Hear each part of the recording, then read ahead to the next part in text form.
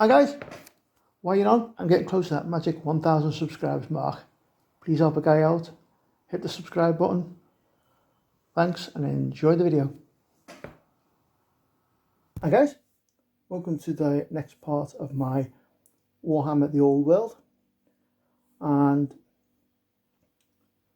what I've been doing over the last month is I've been painting my figures. I've managed to complete one set of Empire handgunners, which I will show you some pictures of later on. And also what I've been doing is I've been trawling the Warhammer community pages and collating what information I can find on Warhammer The Old World. So what I'll do in this video is I'm just going to go through that. So I'm just going to put some random pictures up of my Warhammer figures while I waffle on about what we know from Games Workshop's release on the Warhammer community, and then at the end I'll give you a bit of my thoughts, what I think the releases could mean. So first off, Warhammer The Old World was announced on November the 15th 2019 with an article on the Warhammer community called Old World New Warhammer. So it mainly told us that the game was coming, what the Old World was in relation to Age of Sigmar, and that the release date of the new game was more than 2 years off. So that was 2019, so that's 3 years ago now. Well, it will be November. Since then there have been a few more updates about the game, but no reveals of any models or rules. So this confirmed that the game still has a long way to go. What those updates have given us, however, are a few hints about what armies will be playable in the game. First, Warhammer The Old World isn't going to replace any current game system and has been developed by the Warhammer Studio in cooperation with Forge World. It's still a bit unclear exactly how this will work, although Forge World does many of GW's specialist ranges. The range is mainly in resin rather than in plastics. Secondly, Games Workshop has referred to Warhammer The Old World as a parallel to the Horus Heresy, another Forge World game that chronicles the ancient history of the Warhammer 40,000 universe, with rules that resemble those games' early editions rather than its current edition. This means that it's safe to say that even with as little information as we have at the moment, the Old World will be a game that feels and plays more like Warhammer Fantasy Battles than Age of Sigmar, but it doesn't sound like they're bringing the old game back as much as creating a new game experience with the old universe. The next update came out on the 6th of Feb 2020, and it was called The Cartography of the Old World. This article showed a detailed map of the game's world.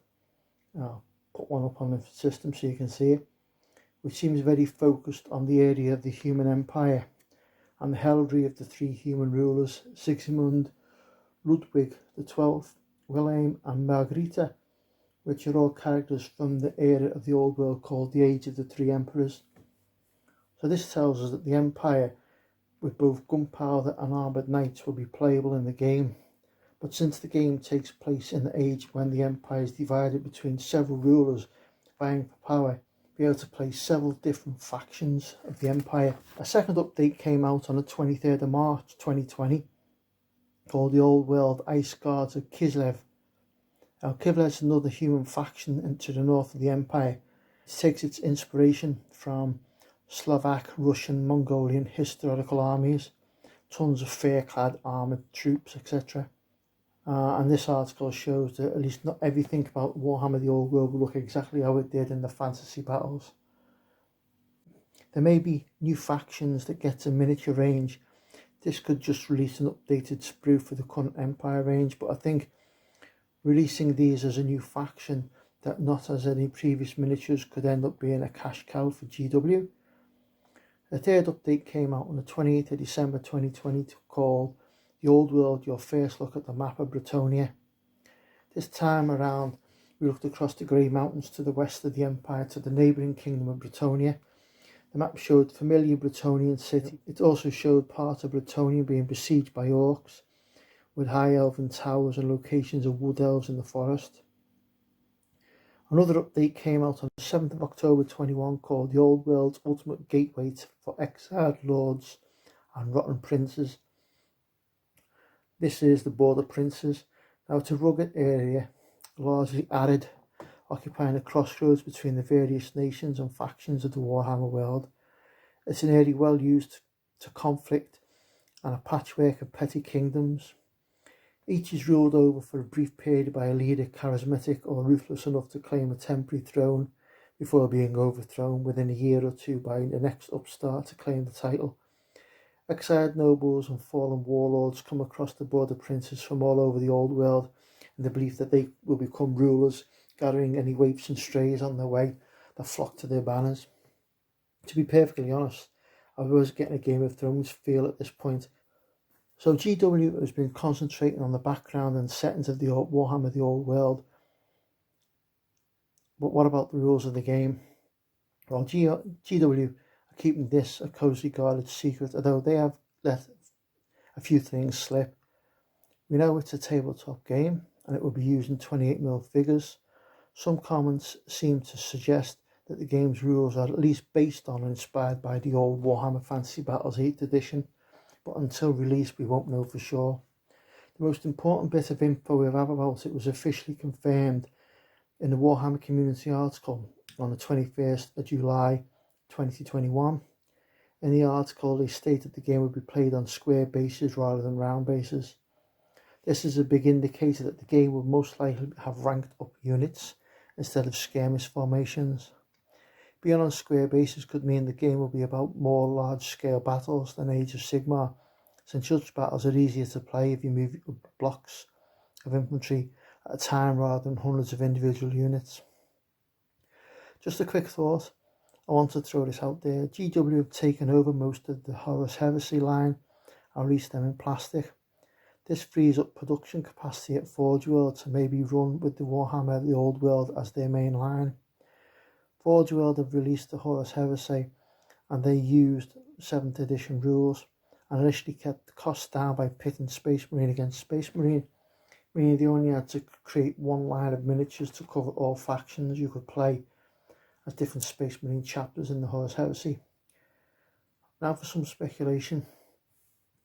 If they apply the same model to the Warhammer The Old World, they could release a new starter set of miniatures for one faction, or even reuse some of the fantasy molds with a few new resin characters to keep production costs down. These could be played as any of the factions in the Empire during the Age of the Three Empires in the Old World setting. They will also use an updated version of 8th edition fantasy rebranded as Warhammer The Old World.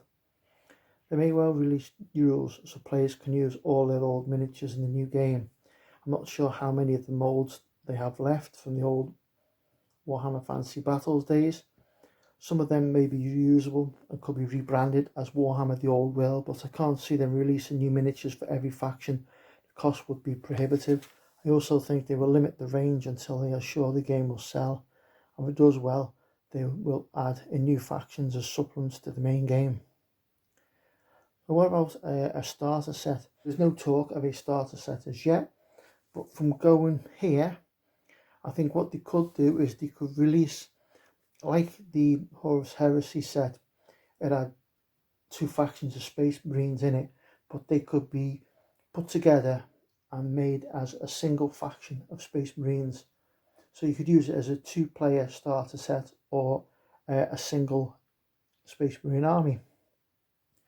Now, what I think they might do, and this is just pure speculation and thoughts on my part, if they did the same sort of thing with the Warhammer The Old World, they release a box with two Empire armies in that could be played as a single army or as two armies, and it could be based around the Border Princes or in the Empire, Age of the Three Kingdoms.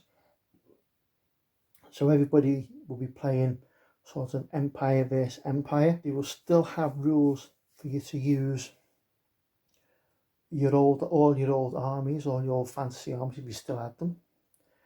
But the main thing is they'll do a box set with one set of miniatures that will keep costs down. So you have your new rulebook, your miniatures, and you can field it as 2 armies, or you can paint it up as a single army, and it'll be set in, as I said, either Border Princes or the Age of the 3 Emperors. This will sort of be like a Horus Heresy set. If you remember the Calth starter set, that was the same thing. It had a load of Space Marines that could be fielded as 2 armies or as a single army, depending on how you painted them. Right, so that's my speculation over with. So how am I getting on with my miniatures? Well, as you can see, I've done 1 unit of Empire handgunners, and I've gone for the red and white paint scheme of Tableheim, I think it is. I don't know how you pronounce it. So that's it for this episode, guys. Thanks for watching. Don't forget to like and subscribe, and see you all next month.